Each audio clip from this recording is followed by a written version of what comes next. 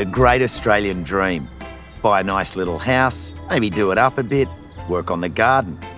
But the reality is, heaps of people actually rent for life. So what does that mean for the gardening prospects of the 30% of Australians who are on a lease? No garden? Or pour all your love into the garden and then leave it behind when the lease ends? It's not like you can pick the garden up and take it with you. Or can you? We're about to meet a couple whose productive patch is totally portable. From a small regional area near Holland. Rabea and Steve are renting a unit in Altona in Melbourne's west. Rabea is expecting a baby in a month or so, and Steve has a broken shoulder. But despite all that, they've still got the energy to show me around. Well, I don't really need to ask where your place begins because I can sense that the food growing is happening right here. Yep. Yes, it's a strong indicator. Got to use all the space that we've got, basically. If this is what you got in the driveway, I want to see what's in the courtyard. Is this the right way? Yep. That's the way.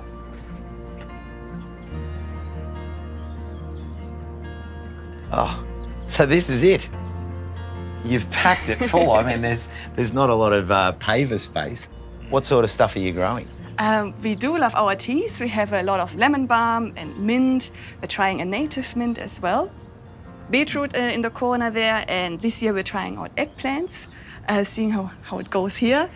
Tomatoes are always beautiful to have, and some shallots growing here too.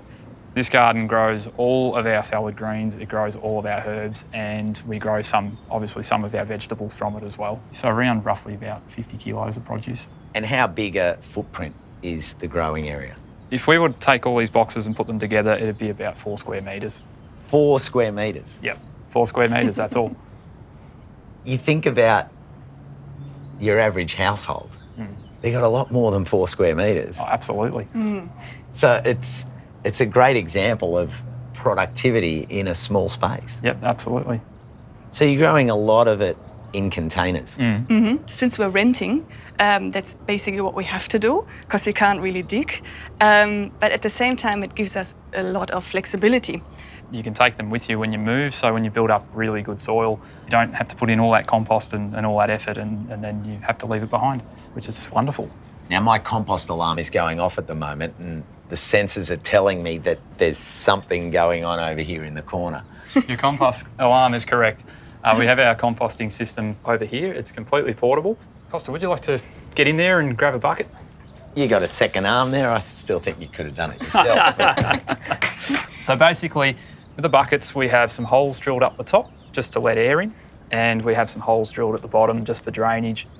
So as you can see here, that's some of our finished compost. Oh. Basically, the great thing is if you need to move house, you can easily take the whole system with you.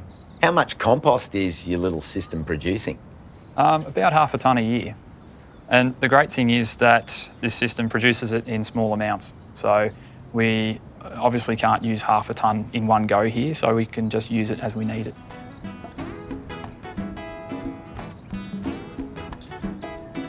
A portable garden like this relies on a bit of upcycling and DIY.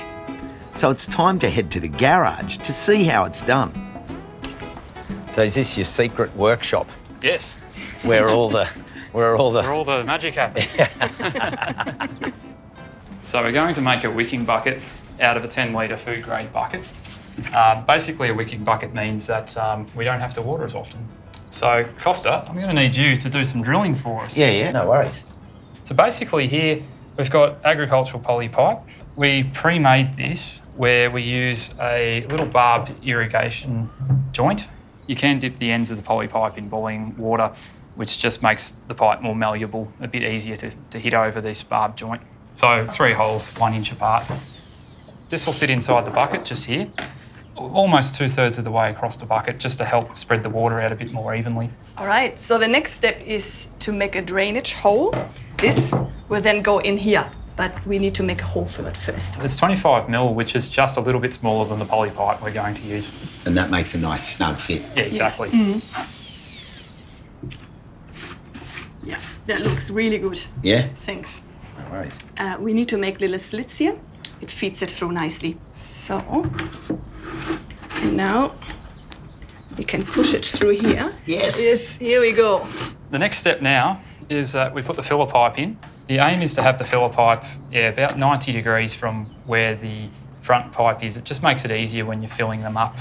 And here we've got some scoria, so it's just there to stop the soil from making its way into the water reservoir. But it's volcanic rock, it's nice and hollow. So even with the scoria inside, this can hold 2 litres of water. So we're going to put that in. So we need to have enough scoria so it's just at the top of the drain pipe. So covering to the high side. That's right. The next step is we put a weed mat in it so the soil doesn't get mixed up with the scoria. I suppose when you find your plant outgrows this side of bucket, you can ideally, lift the soil out in one go and then move it into a new one. Yeah. Great idea. The next step would be to put the soil in together with the compost. So how many times have you moved this portable setup?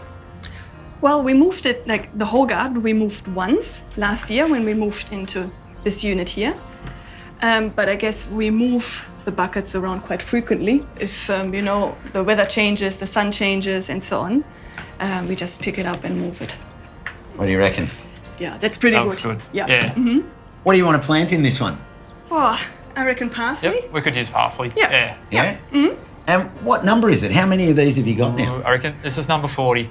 Yep. So you'll be able to take number 40 with you if ever you move? Yeah, all Yep. 40 of them. Yeah. Steve and Rabea's little patch proves that a lack of space or permanence is no limitation if you get a bit creative and apply some innovation. Have you got any smart solutions going on in your garden? Jump on Facebook and share some pictures with the GA community. We'd love to see them.